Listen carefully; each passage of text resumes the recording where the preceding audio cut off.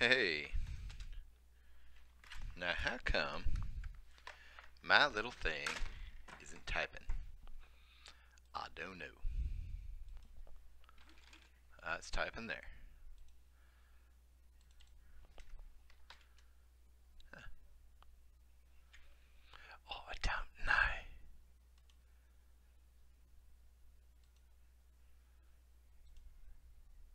Hey, Justin.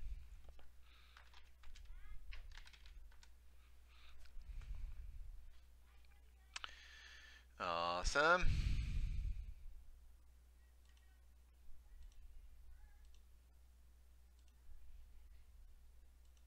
Can you hear me okay?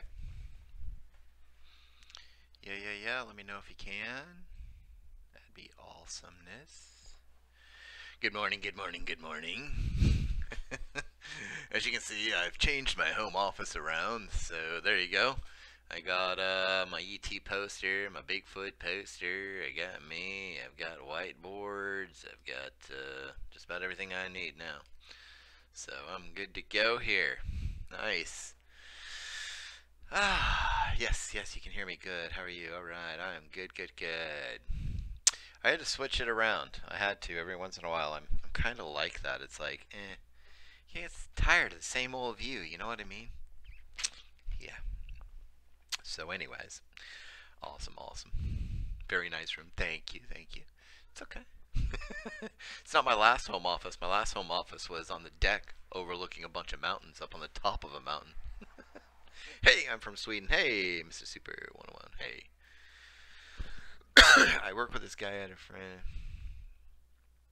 Peanut butter, the jar gets moved, cleaned out, and then the jar is secured, tight again. Huh, interesting. Hey, from the Sierras. Hey. What's your astrological sign? Me? uh, Out of this world. No, it's Taurus, I guess. I don't really follow this stuff, so.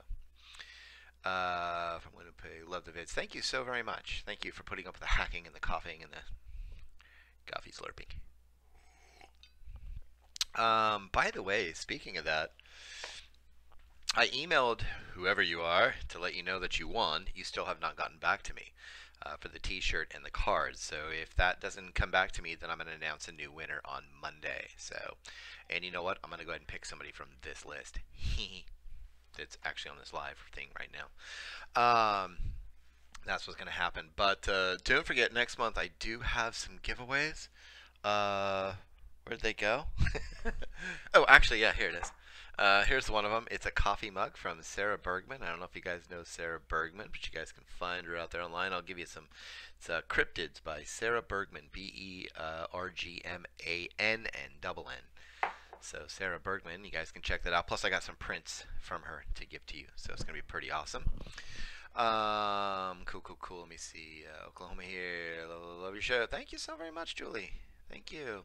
You know, guys, remember, and I like to do this before I get started here, before it gets way too warm.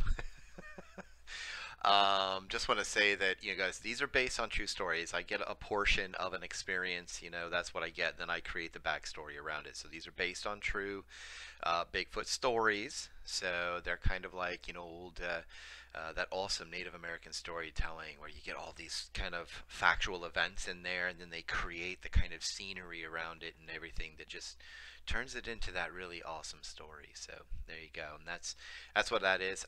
The interviews, however, that's more of the research back, you know, back of this, and sitting here and answering questions with you guys or asking you guys questions, back and forth, that kind of conversation going on. So yeah, it's a cool looking mug. It's pretty awesome. Kate, it's a good looking mug. What you doing this? My guest chickened out. If you're talking to me, geez, I'm actually this weekend and next weekend I am so packed. It's not even funny, Bono. But I'll tell you this. I would say probably the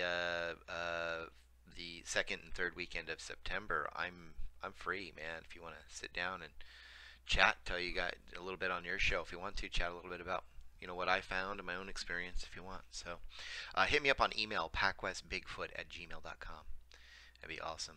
I like your story more than your inter interviews. Thanks.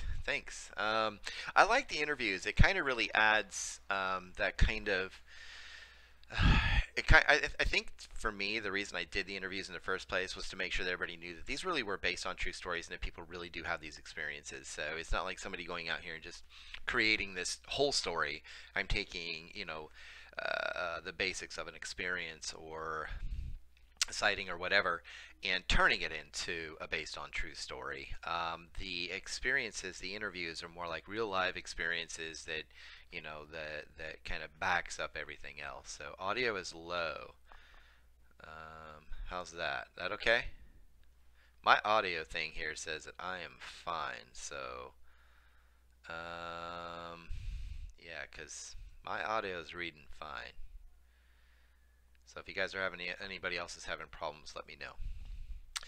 Fine here. Okay, yeah. So I don't have a lot of time today, just kind of like catching up with you guys. Next Friday I'd like to sit down and we'll kind of have a nice fat discussion for like an hour if you want to.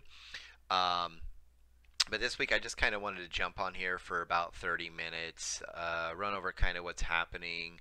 PacWest Bigfoot's doing great, thanks to you guys. If you guys want some really cool shirts and stuff, you can get them over at my PacWest Bigfoot. I just got my own hoodie for the fall and the winter. I love this thing. It's so awesome. So I was actually wearing that earlier. Now I'm wearing Sasquatch coffee. So, but I love my little hoodies. Got myself a little baseball jersey type thing too as well. So you guys can grab those there. That's at mypacwestbigfoot.com, mypacwestbigfoot.com. But no more commercial spots here. Also, I wanted to share something with you today that it's really awesome. I actually got to meet Robert Michael Pyle up at Beachfoot this year, and it was really, really awesome to do that. And he had this book that he had expounded on and republished out there called Where Bigfoot Walks, Crossing the Dark Divide. And I am currently reading this right now, and it's as if it was a travel book combined with the knowledge of just being in this part of the world for decades and trying to find the evidence and Bigfoot, all of the same. This reads so wonderfully. It's actually kind of hard to put it down. It really, really is. I really love it. I'm already about an eighth of a way into it, as you can see. I just got it a week ago. I don't get a lot of time to read, but I try to read as much as I can. And this right now is my Bigfoot book that I'm reading right now, and I'll probably be reading through September as well. So just so you know, you can grab that. I suggest don't get the downloadable version. I suggest get the paperback version. Now, the one thing I don't get... Oh, no, I won't go there. I love the guy. He was just really, really nice. It's just... You start complaining about, like, forestry and forestation and, logging companies and stuff, and you have this bad taste in your mouth about it. Don't write a book that's made on paper. It's just kind of hypocritical, you know what I mean? If you're going to believe something, stand behind it, stick with it. Stick with it. I'm 95, 99% sure that there's a Bigfoot out there, and the reason is because me and my mom found prints. My mom has heard screaming in the middle of the night, in the middle of nowhere. And the experience that I had 20 years later, almost around 20 years later, and about 2 to 3 miles from that original spot of the footprints, it's just too much of a coincidence for me, especially for what we heard and what we experienced. So there you go. And I believe it. I just do. That's me. So there you go. Driftless are driftless area Sasquatch. Me too. I like the design of the hoodie. Thank you. As a matter of fact, here's the deal. I am going to be taking down the My PacWest Bigfoot store. I know you guys are like, no, wait, hold.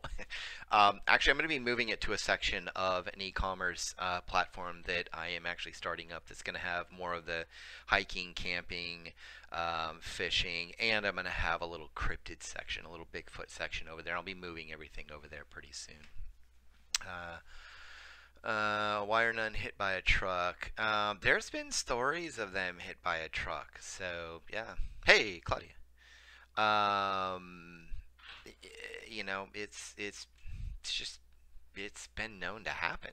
So, um, yeah, don't don't think they haven't. So there you go. Let's see here. Let's see here.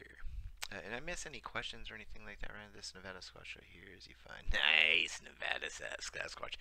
And just to let you guys know, for those of you in here right now and come on these live things, if you guys are researchers, I get to go out and do some things from time to time, but I would consider myself more of a massive enthusiast with my own experiences than an actual researcher because I don't really get the time to do that. I mean, me and my wife, we're homeschoolers, we've got young children and everything, so as a matter of fact, I can't stay along today because there's football practice and I want to go watch.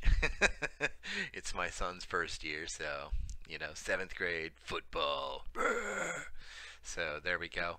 I'm more of a baseball fan and soccer fan, but I like football, so there you go. Looking forward to hoodie weather. Yeah, me too. Actually, it's been a little cool yesterday and today here. Finally, it's like in the mid 70s by the end of the day, but it was pretty cool this morning. It was like 50 something, so I got to put on a hoodie finally. I was like, yes.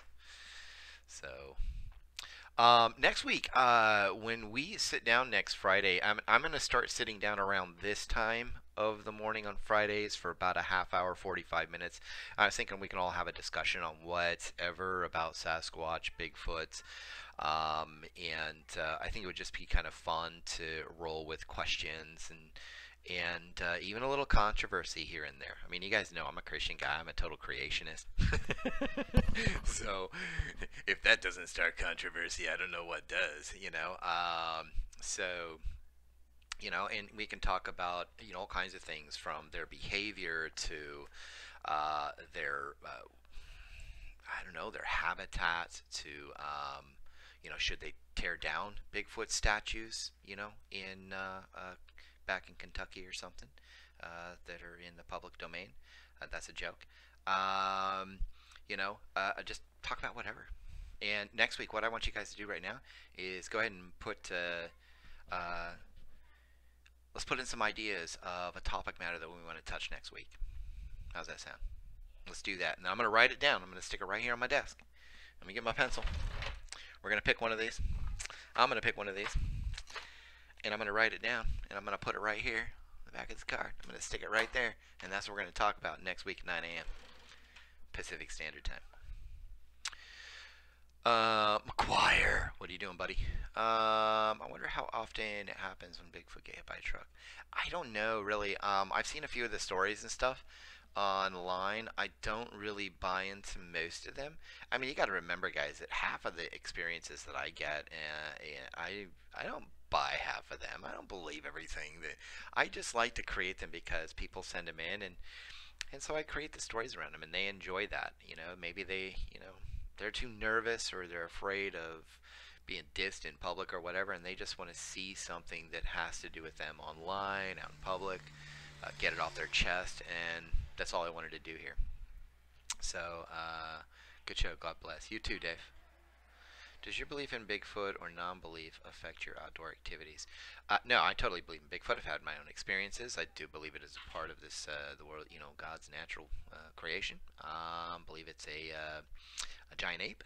And it only affects me in the sense that we don't really go too far out in the woods without being armed ourselves. We don't even go camping without being armed some way somehow. Me and my family. There's always something in the car or tucked right here.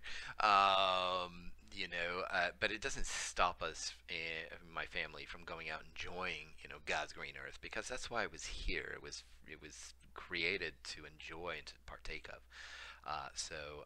Yeah, I have no issues with it. Should you always go out there with a little bit of fear in the back of your throat, in the back of your mind?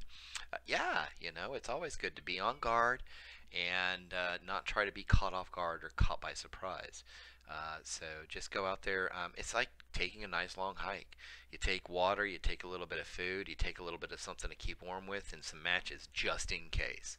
You take stuff to take care of yourself.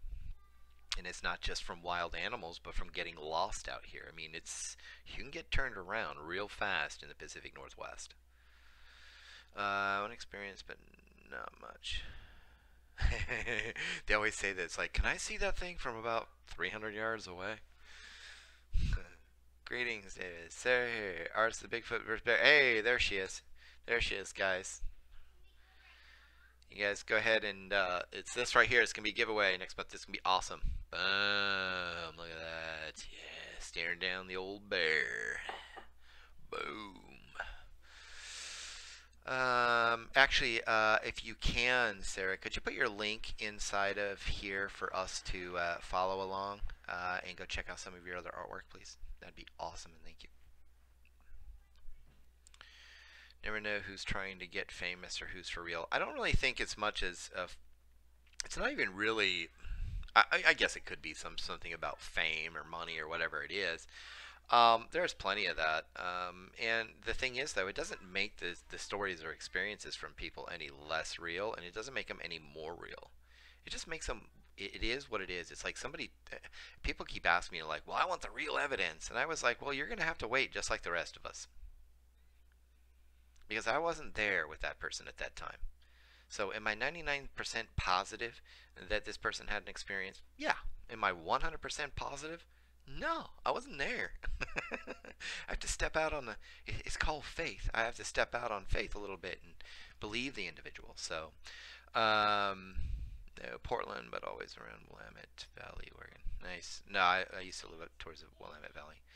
Um, so, as far as I'm concerned, until there's an actual body behind a cage or, I hate to say it, but dead, you're looking at this stuff as research and slash entertainment at the same time. It's just what it is.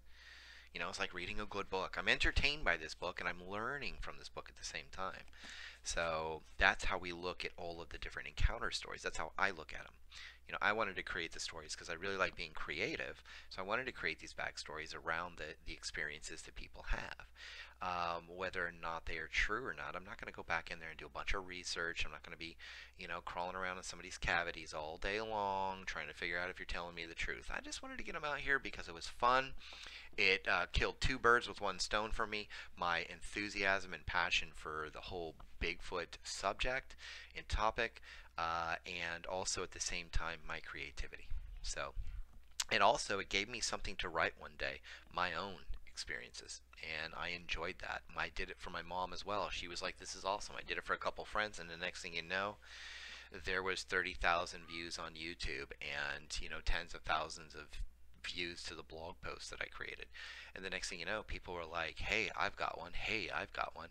And I start getting 4, 5, 6, 10, 20 paragraphs here and there from fine folks like yourself. And the next thing you know, like, "Dave, could you create a story around this? I don't want anybody to know who I am, but this is what I do for a living. This is where it happened. This is what happened." And then I go, "Okay, I will paint the picture." There you go. So for the most part, I would say my stuff here is about 60% entertainment, 40% kind of research based, I guess you could say. So that would come through the interviews or time like this. So I think Bigfoot can get affected by human diseases. Maybe it's good for them. We're in close contact with them. I'm not really sure about that. It's kind of like great apes. I mean, can they really suffer from things like smallpox? I'm not really sure that they can.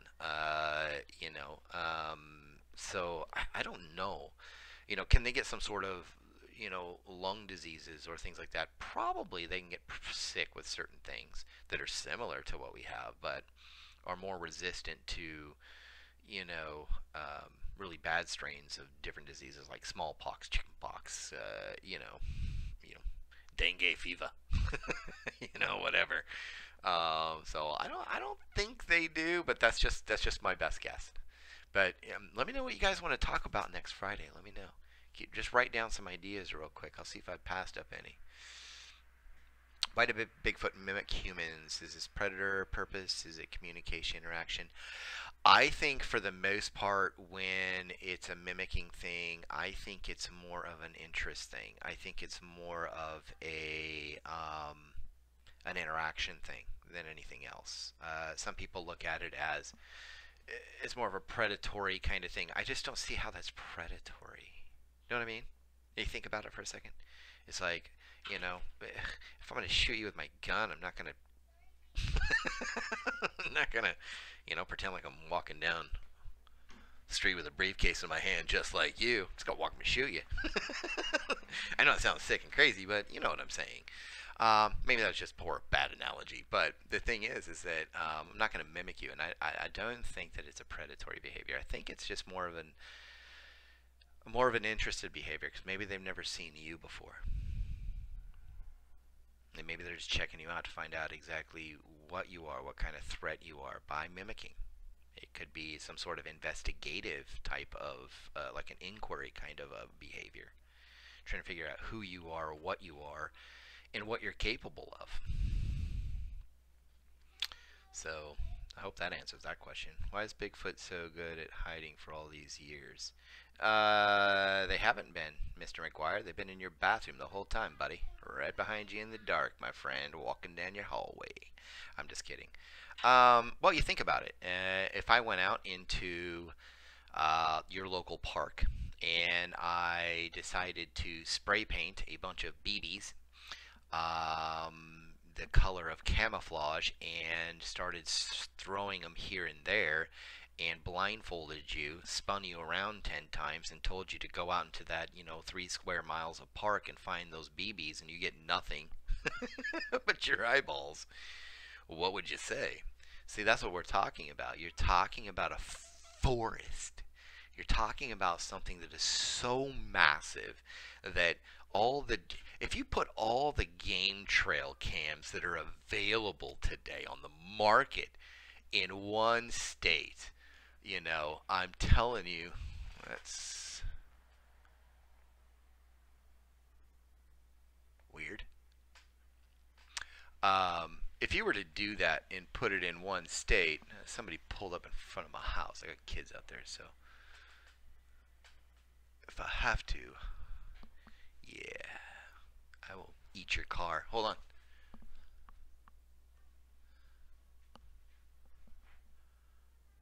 Oh, must be a parent teaching a teenager how to drive. That's kind of scaring me in front of my house. Um, but anyways, I mean that's a lot of forest out there. Sorry, I lost my place there, but it's a lot of forest there. So you know what I'm saying? Yeah, absolutely not an interdimensional creature versus Gigantopithecus. It's not really is maybe a Gigantopithecus. It could be. My guess is that it probably is, or some sort of gigantic ape. Is it interdimensional creature? I don't think so. I don't think so. That's my belief. I'm sticking to it. I will stick to my guns. I live in Northwest Georgia. How many Bigfoot sightings are reported in my area of the country yearly? Gee, you can go to the BFRO for that. You'll find out there's a ton. Georgia's a pretty hot spot for Georgia, Tennessee, the Carolinas back there, and then when you start getting up to upper state New York, up to New Hampshire, and all of that, you start getting a lot. And then especially down around the Florida area for what we like to call swamp apes. So. Bigfoot Days Festival tomorrow, Browndorf. Yeah. Oh, I wish I could. One day. Maybe next year. I'll have my wife and them. My wife likes to go to those things too with me, so maybe we can talk her into taking the kids down there for a day. I just don't like going to California. Let's try California. I'm back. Work interferes with this. Oh no, that's okay. Work always interferes. My life interferes sometimes with all of this. I gotta head out and go watch my son practice football today here pretty soon. I'm in it for a large company in urban Dallas and escape by walking around at lunch, listening to experiences with headphones on, so nobody bothers me.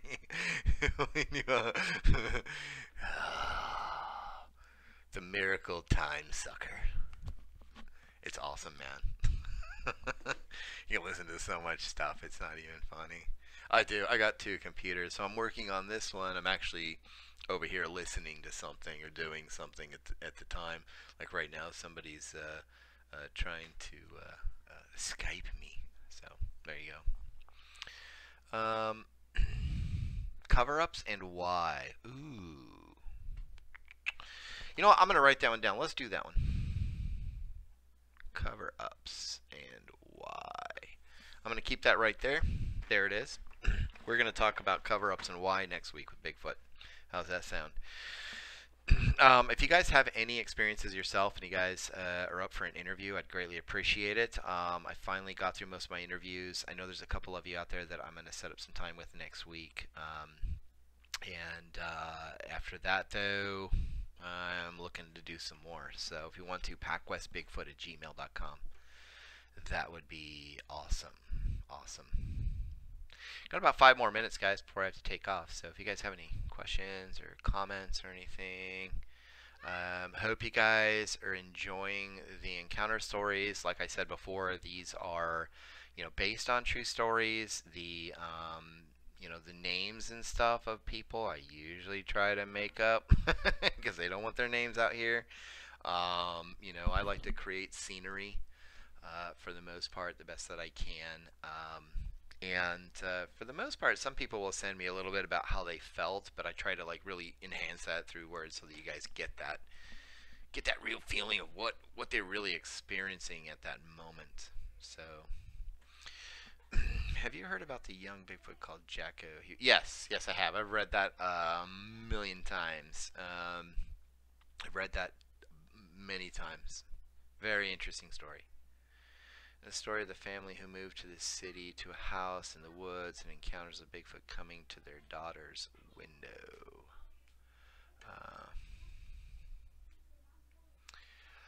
You mean the one up there in Northern California? Stella?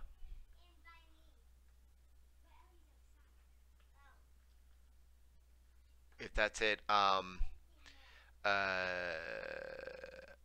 and I'll answer that in a second there, bearded dog. If you are, that one was told to me firsthand, and I have to say, and it was one of the first 15 or 20 encounters that I got. In that one, I didn't really have to create too much of a backstory around. That one I totally believed. I'm 99% on that one. I am. So I am hooked. Thanks, Yvette. Yeah, it sounded pretty scary. Yes, it was freaky scary. I was like, oh, you gotta be kidding me. We lived up in the mountain for a while here in Roseburg, and we lived outside of Roseburg up in the mountains. And gosh, one night, this huge piece of black oak just snapped off of the main trunk of the tree because it was sickly and it had that crazy oak disease, whatever. But this limb was almost as big as the trunk itself, wide, and it made so much noise in the middle of the night. It freaked us out. Then I started thinking, what if something was outside? It's oh, that's why you own a handgun and a 30-06 when you live up there.